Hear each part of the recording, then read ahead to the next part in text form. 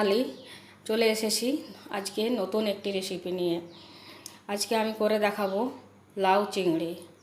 আমি কিভাবে লাউ চিংড়িটা বানাই প্রথম থেকে শেষ পর্যন্ত দেখতে থাকুন, সঙ্গে থাকুন। প্রথমে আমি চিংড়ি মাছটা ভেজে নেব। উনুনে কড়াই বসিয়ে গরম করে নেব কড়াইটা।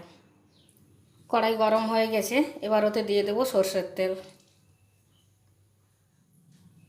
তেল গরম হয়ে গেছে, এবার ওতে চিংড়ি মাছগুলো দিয়ে ভেজে নেব।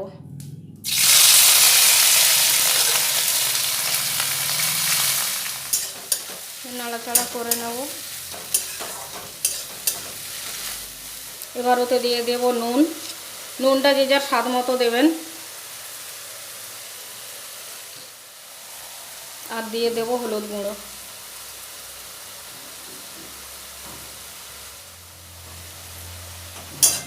দিয়ে এবার নাড়াচাড়া করে নেব।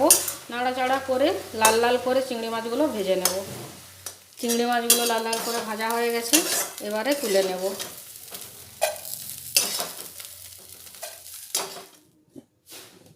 কড়াইয়ে আবারও সরষের তেল দিয়ে দেব।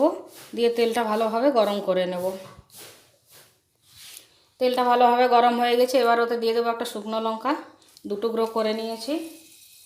আর দিয়ে দেবো সামান্য গোটা জিরে। এবার ফোড়নটা একটু নাড়াচাড়া করে নেব। এবার ওতে দিয়ে দেবো সামান্য হলুদ গুঁড়ো, তাহলে তেলটা চারিদিকে ছড়াবে না। এবার ওতে দিয়ে দেব মিক্সিতে পেস্ট করে নেওয়া পেঁয়াজ, আদা, রসুন। এবার ওই পেস্টটি গরম তেলে দিয়ে দেব।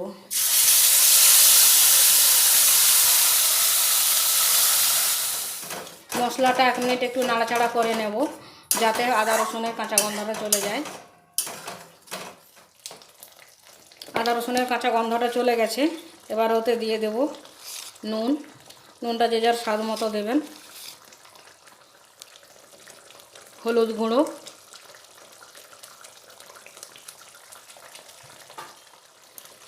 জিরে গুঁড়ো। এই জিরে গুঁড়োটাও আমার বাড়ির তৈরি।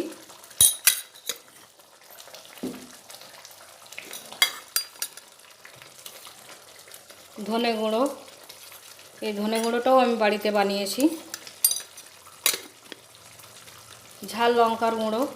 ঝাল লঙ্কাটা যে যার স্বাদ মতন দেবেন। কেউ কম ঝাল খান, কেউ বেশি ঝাল খান। কাশ্মীরি লঙ্কা পাউডার, এতে তরকারির রঙটা খুব সুন্দর আসবে।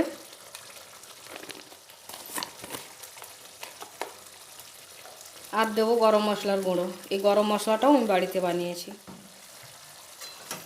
এবার মশলাটা খুব ভালোভাবে কষিয়ে নেব।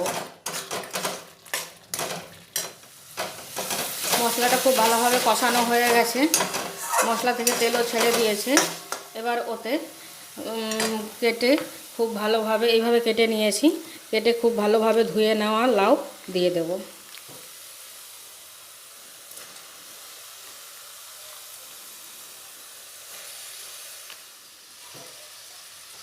দিয়ে লাউটাও খুব ভালোভাবে কষিয়ে নেব মশলার সাথে। আর এই কষাতে কষাতেই লাউ থেকে জল বেরোবে, আর ওতেই লাউ সিদ্ধ হয়ে যাবে। যদি প্রয়োজন হয় তাহলে সামান্য জল দেব, আর যদি প্রয়োজন না হয় তাহলে জল দেব না। লাউটাও খুব ভালোভাবে মশলার সাথে কষানো হয়ে গেছে, এবার ওতে জল দিয়ে দেব।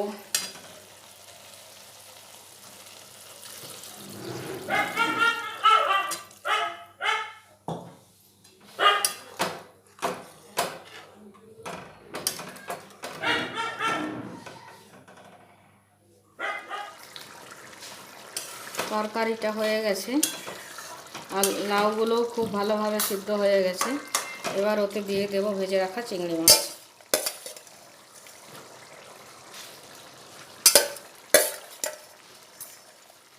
আর দেব কয়েক দানা চিনি। এবারে নাড়াচাড়া করে মিশিয়ে নেব। মিশিয়ে নিয়ে 2 মিনিট একটু ফুটিয়ে নেব। 2 মিনিট হয়ে গেছে, তরকারিটাও আমার হয়ে গেছে।